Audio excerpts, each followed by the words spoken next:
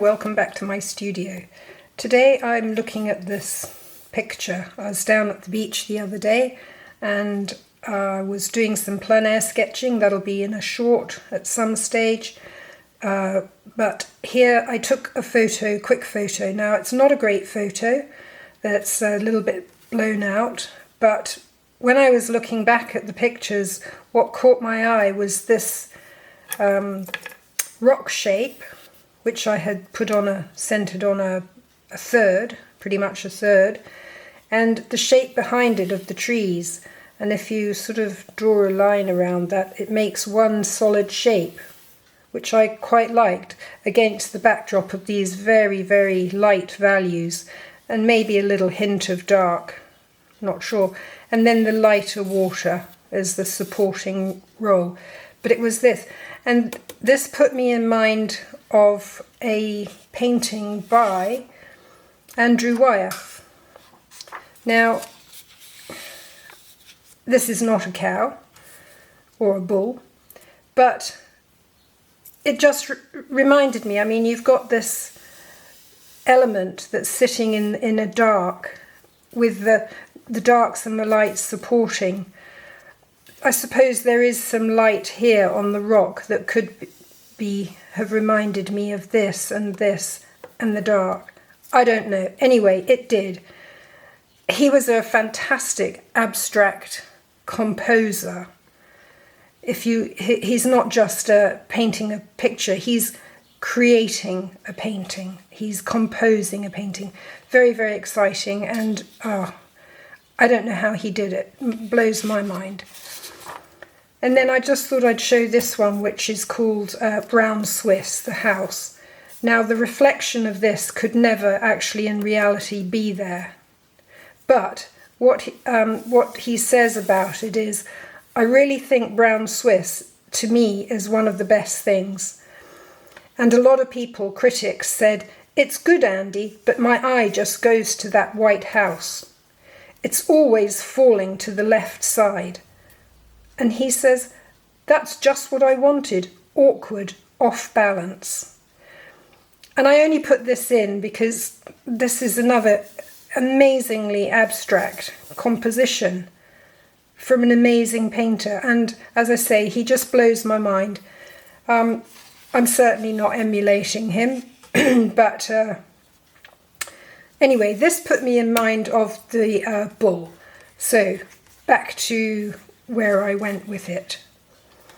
I did some thumbnails, and the big elements are the darks, and I thought, well, I could have all the darks and compose from the top down and have something there.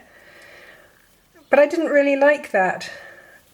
I tried it a couple of times. I tried it this time with just putting a tiny piece of dark in, with this being a bit darker, as making this all one shape. Didn't really work for me. So what I came up with was I lowered where the horizon was within the painting. I had it really high in this one, and there's not much sky. So I gave it a little bit more sky. And I want to join this up as one, and this will be lighter but still dark, as it were, against this, which I'm going to leave light, and then the ocean will be light and the sky will be light. And I just thought that made, just from an if you cut that out as an abstract and put that down there just to anchor it a bit, I'm hoping, I've got a sort of a letterbox, that this amount of distance and this amount of light will balance this dark. That's my theory. And to me, this is sort of saying that it will. So I will draw it out on the paper and I'll give it a go. Okay, I've drawn out the main shape of the rock, the headland that I want to attach it to. I've got the far shore, I've got the ocean, the waves, and I'm going to put in a little bit of dark down here. So I'm going to paint from the sky down around here, there's a little hole in the rock there, so I want to make sure I get a little bit of light in there. I've put some Caran d'Ache Neocolor, the permanent wax pastel in here. We can't see it, so it will be revealed as I paint. This is today's palette. I've got Viridian, Prussian Blue, Cobalt, Indigo and Pains are along here. A raw umber, burnt umber, raw umbers, and raw sienna, and a Venetian red, which is a sort of slightly opaque red. I may use some, or I may not use that at all. But I'm going to go in with a very light wash. I'm not wetting the paper today, so this first wash will actually be my little bit of paper wetting. But I just want to get something down with some energetic brush marks, leaving some of the white to show through.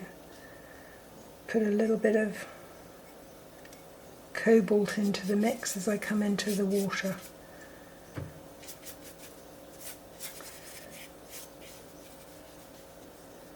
That's my little where I want the water to be, so that's good. Can see some of the wax coming now.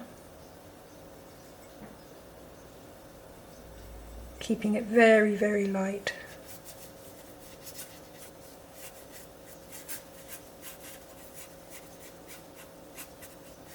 I can bleed a bit into there. In fact, I'm going to put some over here just to tone the paper, have something to work against. This is just a sketch. This is not. This is an idea about composition more than anything.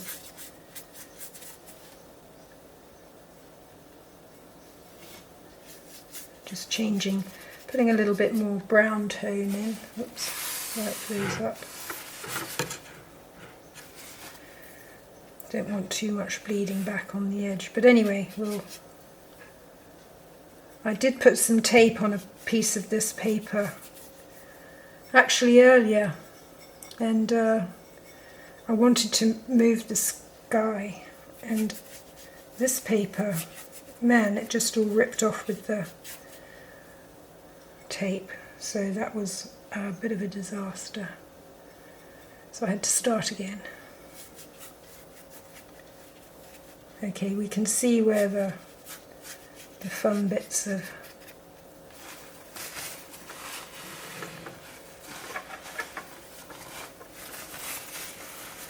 wax are. This is going to be a little bit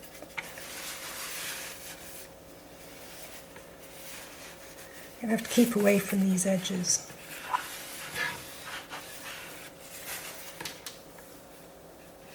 Okay. So now I've established something to work from, and that always makes me feel better.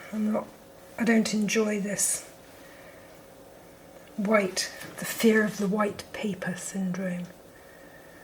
So I'm going to just want to put a little bit of Viridian through there, just a touch.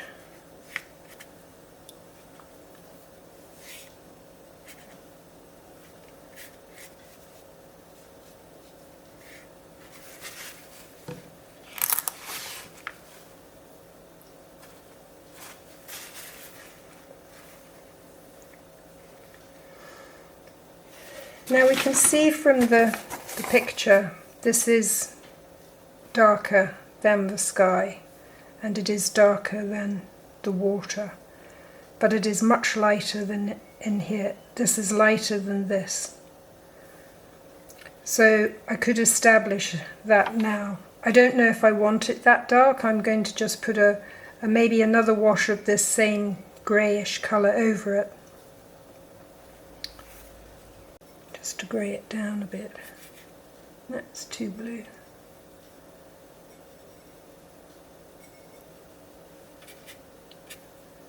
A little bit better. Too dark there.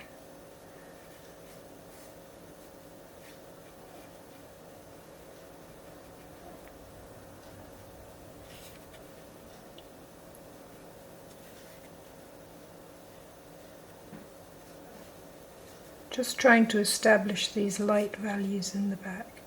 Make this lighter again and that lighter again there.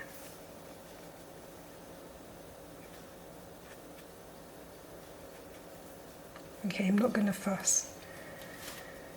So we've got a little bit of viridian here. This is a little darker.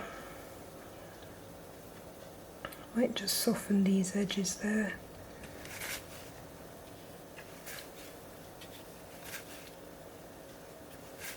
Keep that one hard, soften that one, maybe soften that one as well. It's good to have differential stuff going on in your edges. This was a little bit greener. I might put a tiny bit of sienna into here, just for a little colour variation. I had drawn a wax line across here for a bit of sparkle.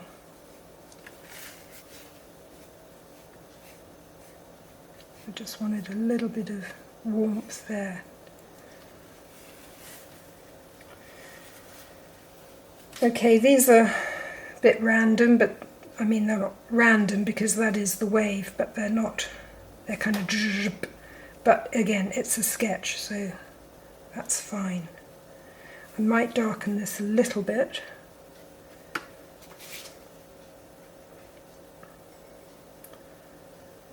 Maybe a bit of umber and a bit of cobalt.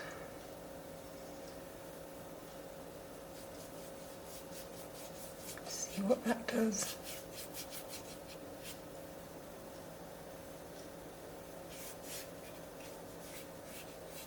I want to keep that there, I like that.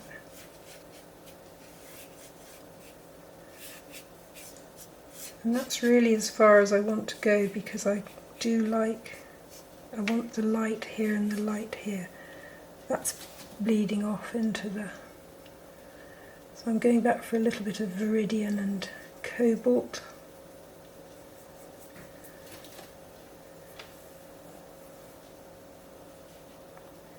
Far too early to be fussy, but I just wanted to lay in a bit of...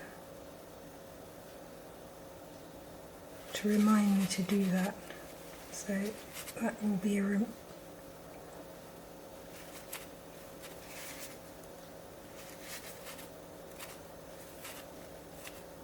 there we are. Just reminds me. Okay, now we're going to tackle this.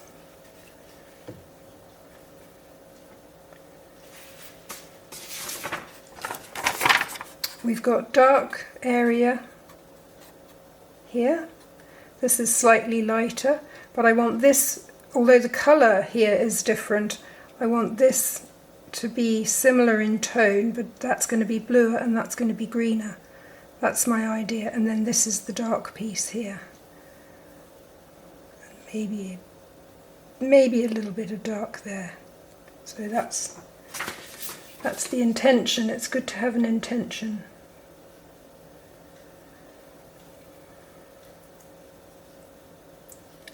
So I'm going to put a blue-grey, if I can get a blue-grey going on my palette. Not blue enough, I want a little bit more blue.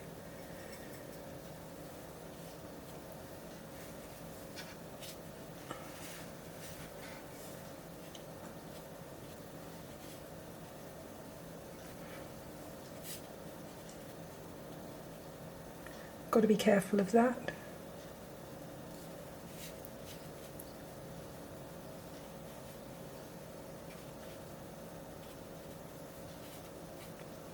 And I am putting it over the whole of the structure because I'm going to go back in with some dark, and that'll be a nice underpainting. So I quite like that. That's granulating a little bit as well, which is pleasing. Again, keeping it very loose. This was all about being loose and just thinking about a dark area and a light area. So mixing some Viridian and some raw sienna. Got to be a little bit careful here because I don't want the... I want to try and keep the value the same. So if I squint, I think that's darker. Value is deceptive.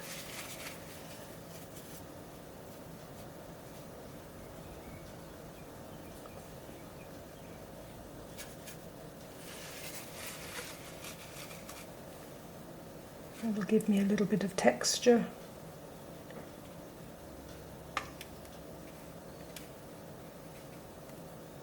And then there was a headland here. I seem to have lost my headland, that's alright.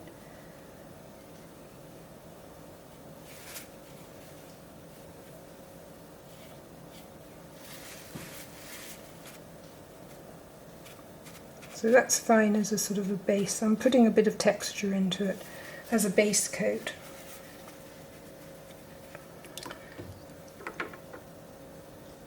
Might just warm up this a little bit.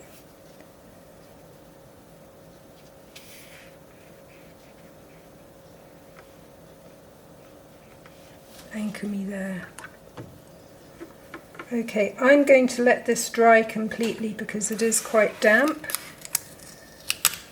So I'm going to let it dry and then come back and put some darks in. Okay, so now we're going to hit these darks through here. And if I squint, this can almost be one shape, except for this bit here. Not this dark there, but the top of this. That's what I was aiming for. I have to remind myself that. So I'm going to put this dark in, maybe not as dark as it can be, but certainly heading in the direction, because we can always layer this. So I've mixed a Payne's grey and some cobalt blue and a bit of red, which as you can see really shifts, and I put a little bit of burnt umber in it as well. So this is a kind of dark, but that red, if I can modulate between the burnt umber and the red in there, charge it a bit, if it's not all one blocked colour, it could be fairly interesting. So you have to be brave and just jump in. That's pretty dark. Okay, you can see the indigo undertone. This is a reservoir brush, just dipping into a bit more brown umber, run up that edge. And it's darkest at, oops, damn. Oh, I didn't really want to do that, did I? No. There we go. Okay, it's darkest here. It's darker here than it is up here. So when I put the dark in here, I do want to have a little bit more brown in it.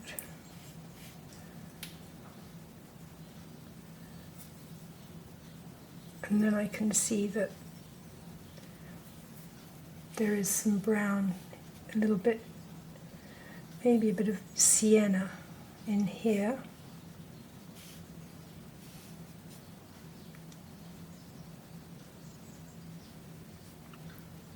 Along this edge, this comes down here, this is the blue lighter bit.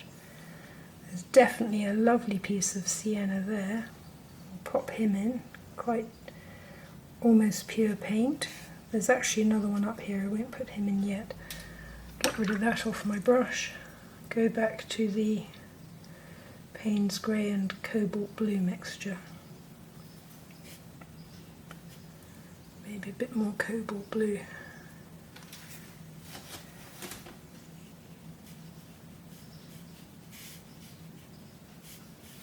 You want to be changing your colour all the time. Well, not completely, obviously, but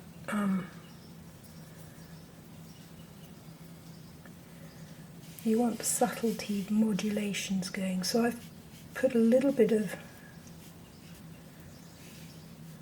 Venetian, or yeah, Venetian red in that bit there. A bit more there maybe, because this is a wave.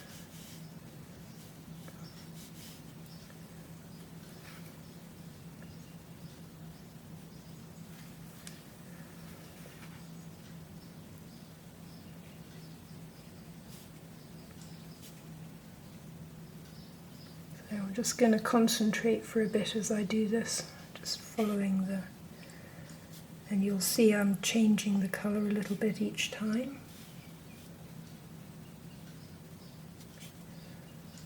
That's lighter there.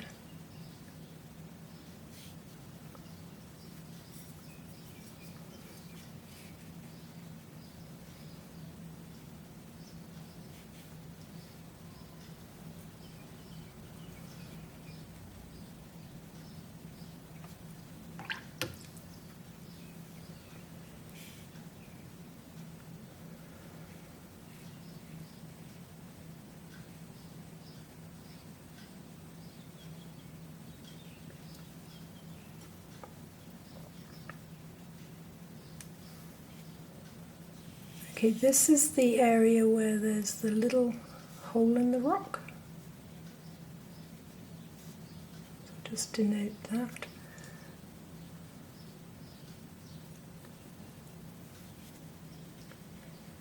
And it got pretty dark around there.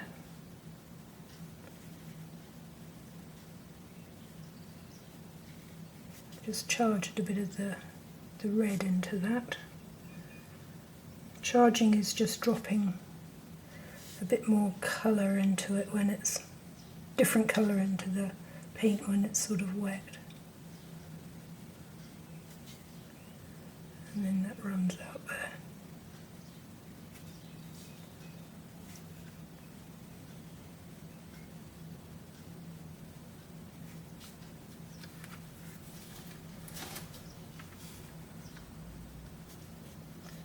That's the hole.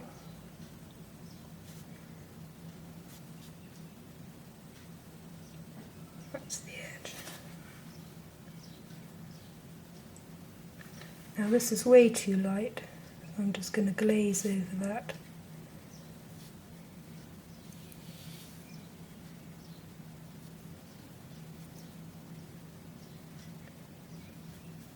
Glaze this. I think I'm going to glaze it all.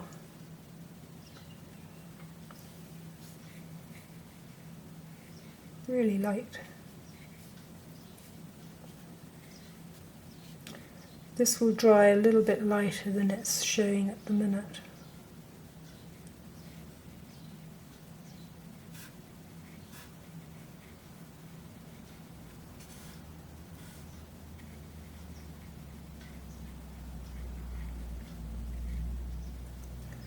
And then this bit goes up to a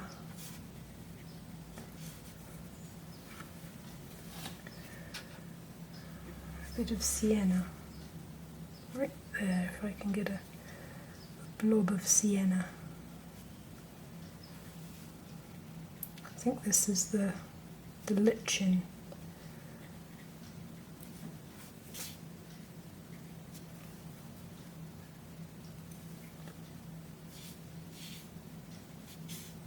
So I'm using almost just pure tube paint, as thick as it can be. For there, maybe a touch there. Okay, I'm going to let that dry. this will dry in here. This is a little bit redder there and a little bit bluer there. This is darker along here, which is what I wanted. This is a bit heavy. Maybe I'll just tap the edge of it.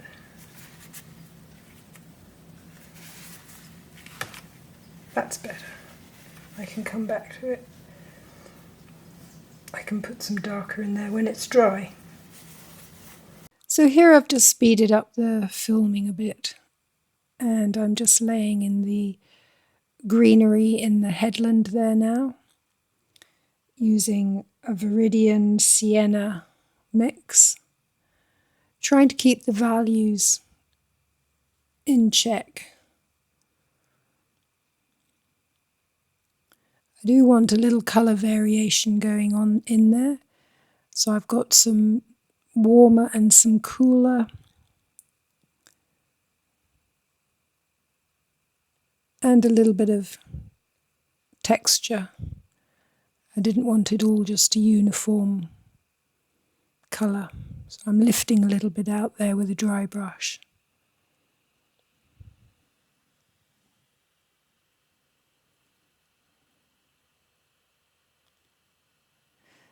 The value change, I'm just doing the horizon there because I wanted to get that little bit of green through the whole of the rock. The value change between the light part of the rock and the headland is now, if I squint, there's a little jump there. But we'll see. I think I come back and darken it down a little bit so it doesn't jump too much. Just using the tissue to lift a bit off the page.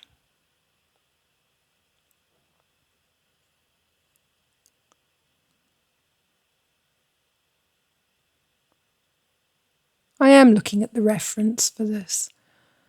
As you can see, it's hovering in and out, but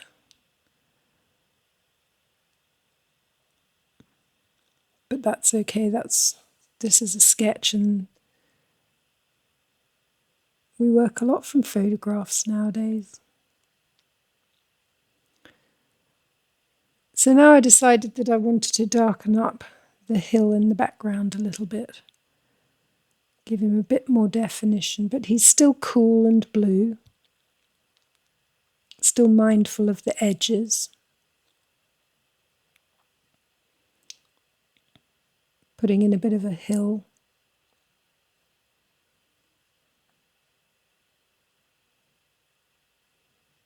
And yes, I did feel that I wanted to put some more darks into the rock.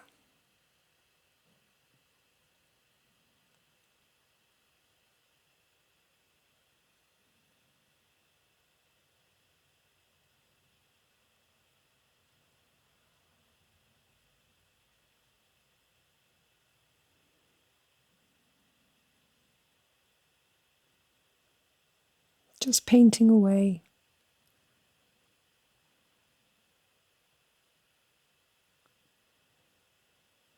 And I put a bit more blue there as well. And then lifted it out again. So there we go. You can put it in and lift it out. And now for some reflections.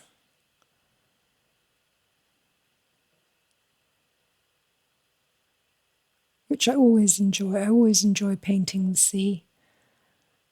Making a few details around the waves.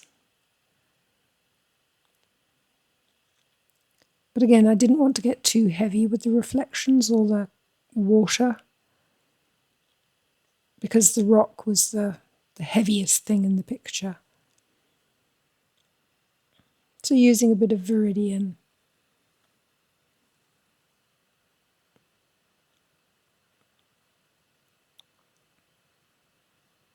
And you can clearly see the wax resist now. So that worked to good effect.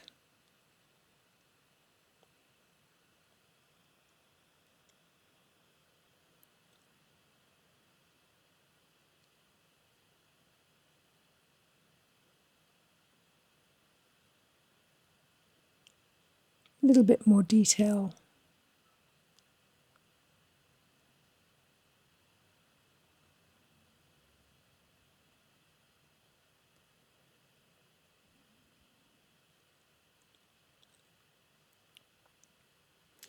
So this was all about values and composition and my interest in Andrew Wyeth's abstract, underlying abstract nature of his work, which just fascinates me, as you can probably tell.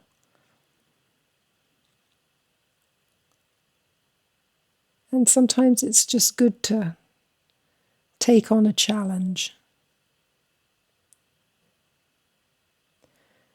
But setting the intention is always important, because then I've got a roadmap. I know that this was about values, about composition, about that feeling that he said it felt awkward. I don't think this feels awkward at all, but it does feel a little bit different. It's not just... It was a bit more considered, I think.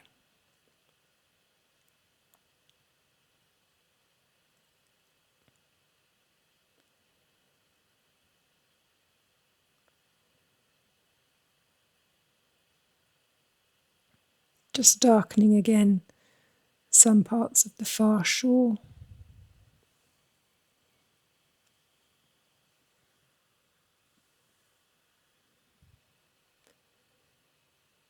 By darkening behind that rock, it makes that light value seem lighter.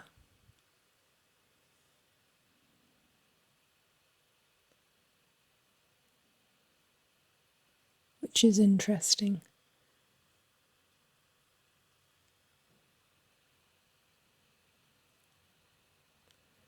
So you've got dark against dark against light running through that whole piece.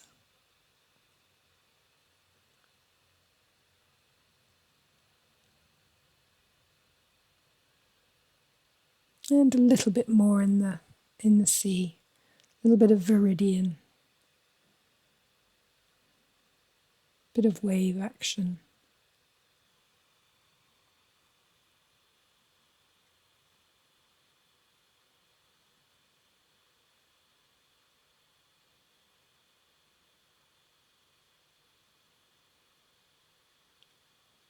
I like to use the tissue to pick bits of paint up like that, because I think it gives it a nice texture, and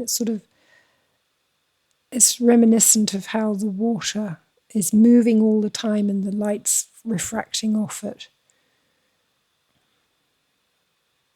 So it gives you a bit of movement. And then just coming back in and darkening up the front edge.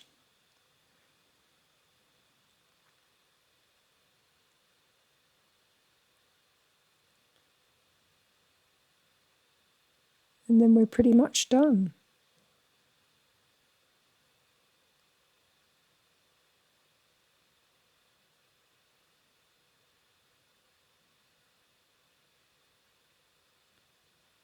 Tidying up a few bits there.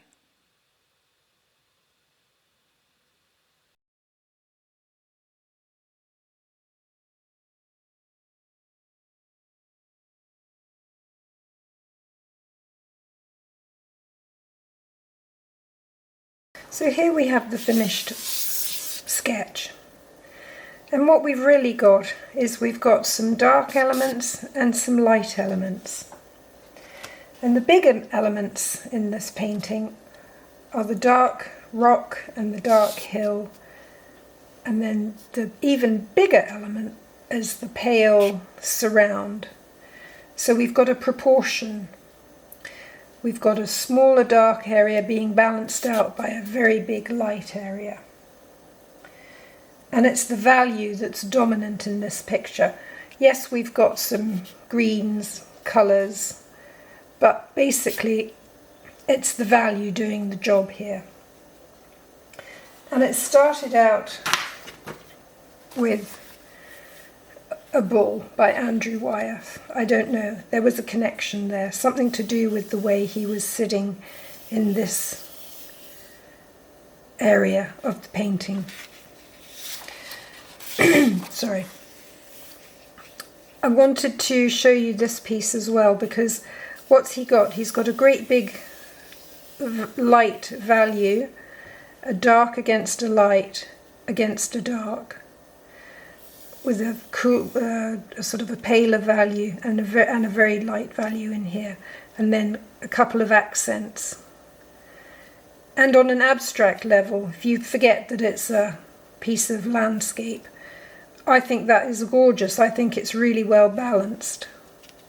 It just has a dynamism for me. It might not for you. So I'm going to go back to this piece, the Brown Swiss, where he said, it's just what I wanted. Awkward, off balance. And we're artists, we can choose, right? So with a little bit of art history, something out in the landscape that I saw, I created this, and it was about dark and it was about light, and it may be a little bit off balance, but hey, that's what I wanted too. So I'm really pleased with this. I hope you enjoyed it, and yeah, just keep painting, and I look forward to seeing you next time. Thank you so much for being here. Happy painting.